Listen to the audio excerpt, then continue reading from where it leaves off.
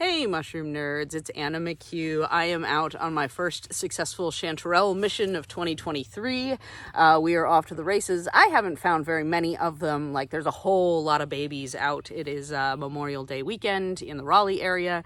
So, chanterelle season, I will consider it to be, on like Parmesan in a couple of weeks when the mushrooms start to mature. But it's always wonderful to just get out and see a few mushrooms starting to emerge. It's been a long sort of, dry off season for us. And so being able to find these sort of beautiful, pink, orange, peach chanterelles has just made my month. So this is, these are the most sizable chanterelle mushrooms I've found in this patch this morning. But I also have come across some of our more sort of traditional chanterelle mushrooms. These are more of a, sort of egg yolk golden color. But they are both in the same genus, Chanterelles, and that is inclusive of all of our chanterelle mushrooms, and all chanterelle mushrooms are edible and good. And also, they grow in oak groves, and they are mycorrhizal, sort of symbiotic mushrooms. And so you'll find them growing basically in the same place with the same tree and plant partners year after year. And that's one of the things I love about chanterelle hunting. It's just such a simple, it grounds me to the parts of the forest that I really love to come back to year after year. And don't get me wrong, I love to go mushroom hunting in exotic locations and go and, find cool new habitat to explore. But I also really enjoy, observing habitats year after year in succession throughout the course of the season. And so I become very familiar with this space that starts to become more like my living room than just a place that I visit. And so that sense of, place and intimacy is really important to me. And so the first time I find chanterelles every year, it's very exciting. And then I lose a knife, and then I have another knife that I have lost in my mushroom patch that I can spend the rest of the season looking for. So anyway, back to these mushrooms and how to find them and identify them. I'm going to look at my peachy chanterelles, and then I'll show you the orangey ones. But because these are the most mature, this is going to give you the best sense of the identification features. So if you are new to wild mushroom hunting, you want to be very cautious, but you also want to bear in mind that there are tons and tons of mushrooms that are non-toxic. There are just some that you want to be really mindful and careful about.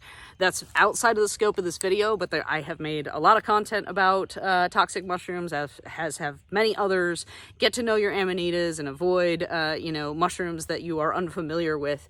But when it comes to chanterelles, you're really looking at some of the easiest mushrooms to identify. So you have a cap and stem mushroom, it's growing on the ground. They oftentimes have this kind of indeterminate shape, and so they tend to be a little lumpy and bumpy and more flowery and vase-like. And as they mature, oftentimes you'll see them really start to look more upward turned and vase-like.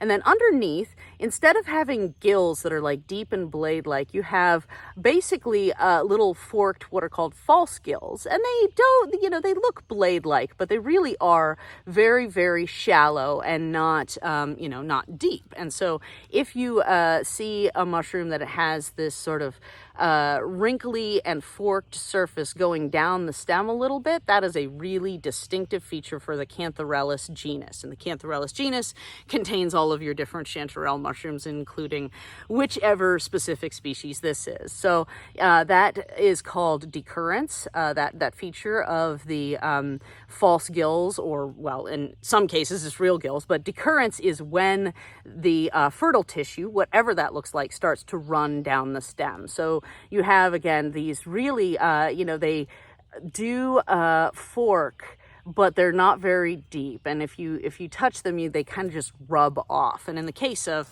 a deep blade-like gill, it'll break off, and it's a very distinctive like slice of flesh. And that's just not the case with Chanterelles. Some of them have fruity aromas. This one is very mild, but has a little bit of it. And sometimes chanterelles, and this one has it, it's almost like, it almost is like a rubbery, fruity smell. I don't know how to put my finger on it exactly, but, they can be aromatic, and they aren't always, but that is a feature for them. And then also, and this is one that is super duper easy, is if you open them up, most species of chanterelle have white flesh on the inside. You can see this has been bug damaged pretty significantly, but it's like white and stringy, like string cheese. And here, let me show you some of these orangey ones. And as you can see, also they similarly have this like forked false gill situation going on. If they had gotten larger, you'd see more decurrence. And in the case of here, let's open this up. Okay, that's perfect. So if you look on the inside, you can see you do have some maggot damage here, but also it's sort of like pale, creamy, and sort of stringy, like string cheese, and that's a really good way to identify chanterelles.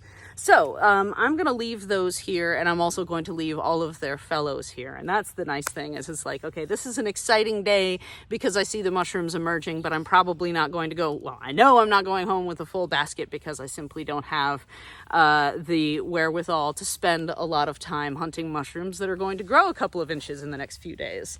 So, and to that point, you know, you want to gather chanterelles. I typically like to get them like this size is the smaller end, but you also want to bear in mind that you don't want to take home mushrooms that are full of bugs and dirt and grit. And so, you know, I tend to be pretty selective because I don't eat huge piles of mushrooms. I use chanterelles more strategically. It's like, okay, that goes in a pizza or a risotto, so I need a pound or two, but really it's all personal preference. But I will say it is very important to be, if you're out in the field, pretend that you're a paleontologist and clean up your mushrooms, and a brush will go a long way. This is kind of a janky paintbrush because I already lost my mushroom knife with the brush on the end, but nonetheless, I know well enough that a brush is helpful that I want to bring a spare. Okay, so we've talked about our chanterelles. I also have a couple of specimens of one of my favorite mushrooms to eat. This is a hedgehog mushroom in the Hydnum genus, Hydnum subgenus Alba. We have, I think it is 17 total species in the eastern United States of different hedgehog mushrooms. So I am not enough of an expert in mushroom genetics nor microscopy to really bother, except insofar to say they're beautiful little mushrooms. They similarly have almost this sort of like flowery, indeterminate appearance from the top, and they grow on the ground with hardwood. So, you know, they grow in chanterelle patches. Anytime you're in a chanterelle patch, it is reasonable to assume it is also a hedgehog patch. And so anytime I'm, in these habitats, I often will find a few hedgehogs, and they tend not to be quite as numerous as your chanterelles are. But the really distinctive thing about them is they have this, they're really beautiful, sort of a creamy color, and they can be much, much lighter. And, over the course of time, these Hydnum mushrooms, but also you'll notice this with actually this chanterelle as well. A lot of these mushrooms will take on sort of orangey tones as you handle them over the course of time. Here's a really good example of sort of orangey staining that comes onto this little chanterelle. You see a similar sort of thing with your hedgehog mushrooms. So you get, this creamy color, but a lot of sort of orange flushing and blushing, or whatever you want to call it. And as it's been handled, you can see that also it's kind of turning orangey brown. That's a really, really common feature. So you start out with a mushroom that is very, very, whitish colored. Here's an example.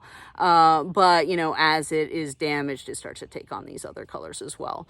But the thing about hedgehogs that really makes them super duper distinctive is that they have these adorable little teeth underneath. And so those come off relatively easily. It's sort of like those, false gills we were looking at with the chanterelles. They don't really stick on very, hard. And they're just little teeth that are, a couple of, I don't know, I'm not good with distances, but they come off really easily, especially as the mushrooms mature. But I absolutely love hedgehog mushrooms. They have a really nice sort of nutty flavor to them.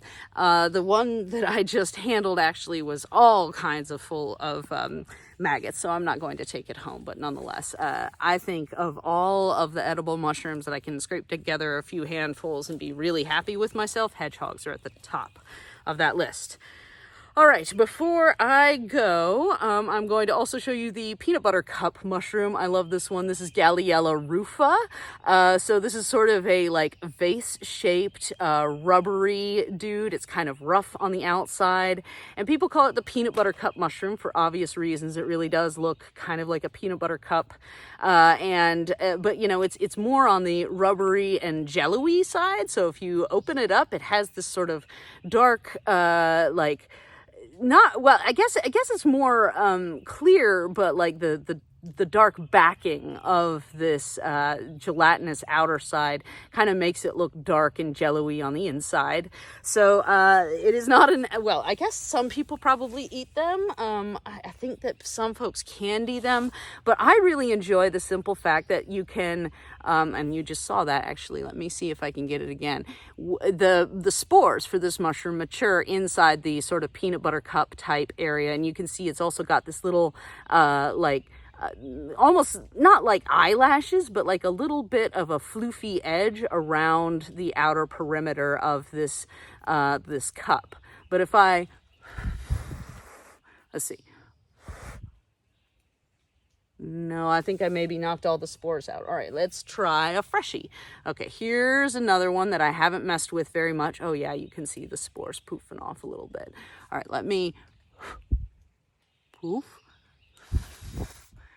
We're having very limited success.